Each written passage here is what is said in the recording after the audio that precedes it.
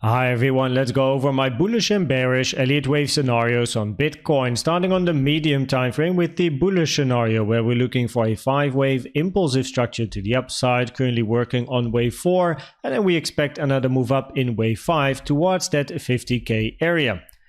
The most common target area for a wave 4 is between the 0.236 and the 0.5 Fibonacci between 40.3k and 35.3k, taken from the low of 2 to the high of wave 3, with the invalidation being at the 0.618 at 33.1k.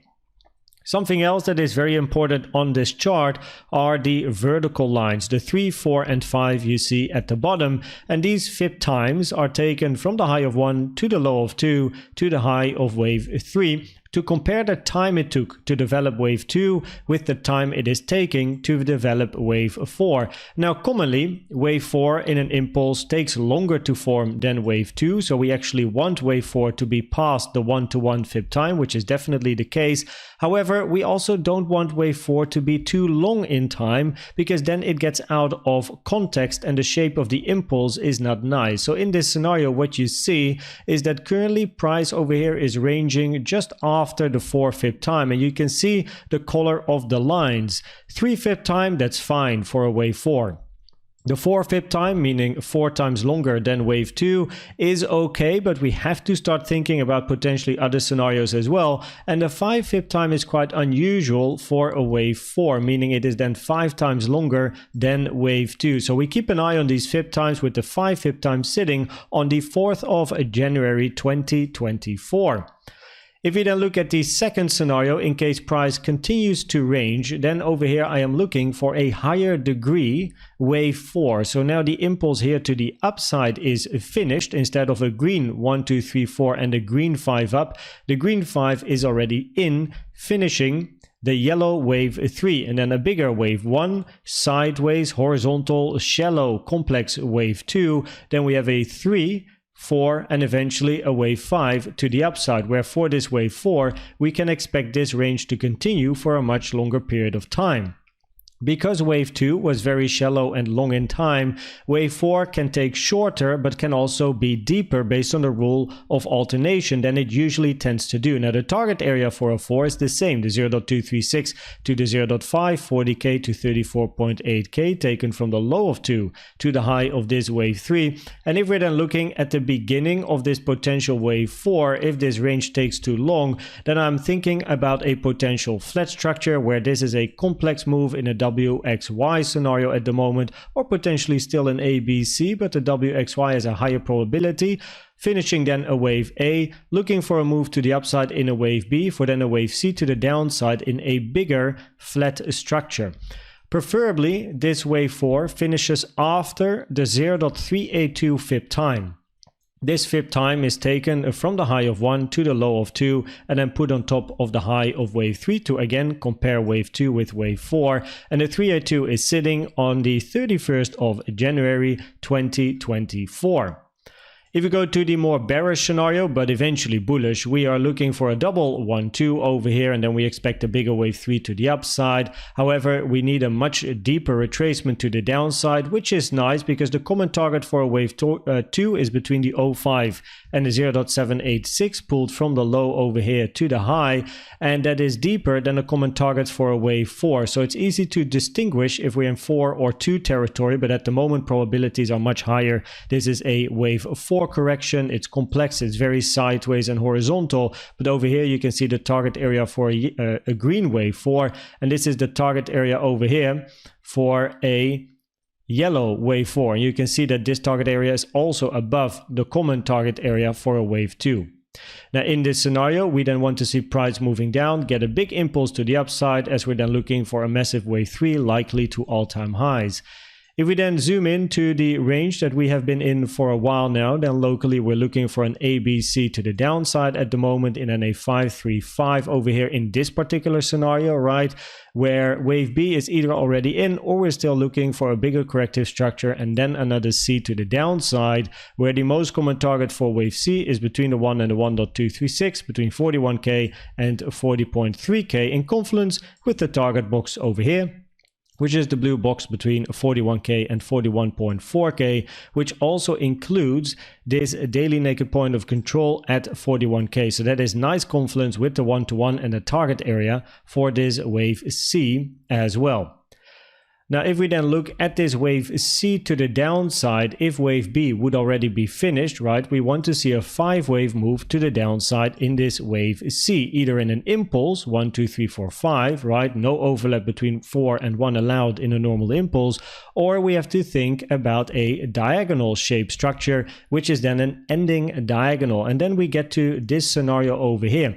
Now, in an ending diagonal, all of the waves have to be zigzag family structures, which means you want a zigzag 1, zigzag 2, zigzag and 3, zigzag 4, and a zigzag 5. But counting wave 1 and 3 as a zigzag is very, very difficult to do. It's not high probabilities that these waves are zigzag structures. I mean, just look at this wave 3 over here. Counting this as a zigzag means we have to count this as a 5 corrective structure and a 5-wave structure, but this being a wave C is incredibly short, really low probabilities for that to actually be true, right? So another thing is that wave 3 here is longer than wave 1 in price, and a contracting diagonal is by far most common compared to an expanding diagonal. Probabilities increase for an expanding diagonal if 3 is longer than 1.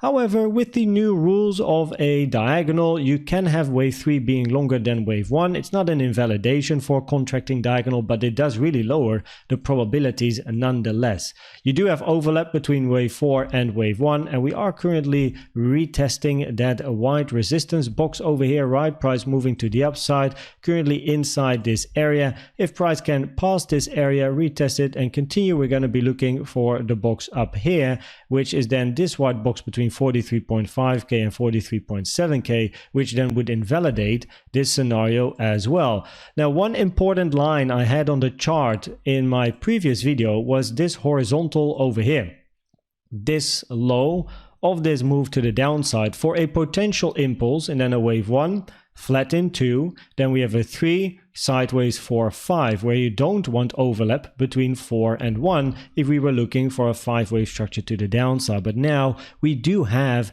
that overlap over here, right, between the low of a potential 1 and then over here a potential 4, and a diagonal here is quite difficult to count still, right, because of the zigzag. So it's not ideal, and that is why there's two other scenarios that gain in probability, which is the double 1-2 and the flat when we are looking for another low to the downside here.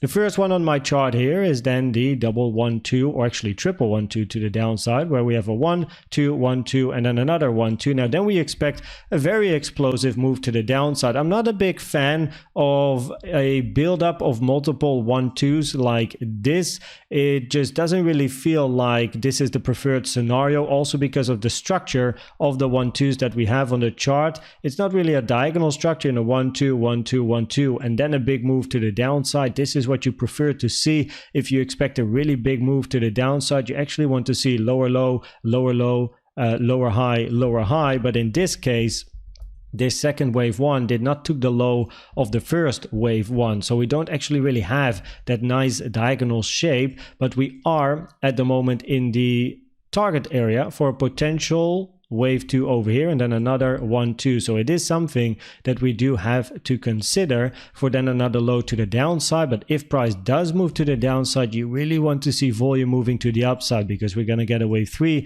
of a bigger 3, right? Now, if we then look at the flat scenario here, then we are looking for an A, unfinished B, and then a wave C to the downside. And then inside this wave B, we are looking for a flat structure in a corrective wave A, 3-wave structure in a wave B, and then we're looking for a wave C to the upside, where the most common target is between the 1 and the 1.236 over here.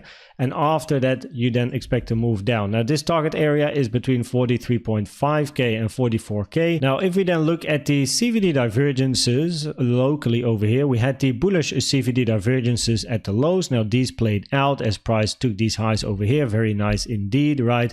Then we had more bullish CVD divergences building. These locally have not yet played out, by the way, as price then has to take these highs, which I believe, it just did over here. So it did actually play out these bullish CVD divergences because the target was this high. We are currently at a little bit of a resistance area. Of course, we are retesting the white box over here as mentioned before, but also on my chart I have the volume profile of this range where we have the point of control and the golden pocket in one area over here acting as resistance. And you can also see the white box here on my chart, which is the gap that we have over here, a 1 hour gap taken from the low to the high, this white box. And if you close candles inside of this gap, it does increase probabilities to move to the upside and fill the gap. However, we have the resistance, and look on the 1 hourly here, how nicely the candles are closing against the point of control. So you definitely want to close candles above this point of control to look for price to move towards the upside. Now, generally, we are then still looking for price to make another low based on the structure that we have here towards the downside. Maybe there's still a form of a diagonal in here, but at the moment it's just not really looking like a great diagonal. So therefore, we are looking still for one more low, but we consider the flat over here as a high probability scenario if bullish CVDs keep building, and especially price has to move above the point of control, right? As mentioned in the previous video as well, we want to have price moving above the white target box, which currently it has not yet done. So we want to see it moving above, retest potentially, and then move to the upside. As long as price is still ranging here, probabilities are higher to move to the downside, where we have to consider the 1112 scenario as well, right?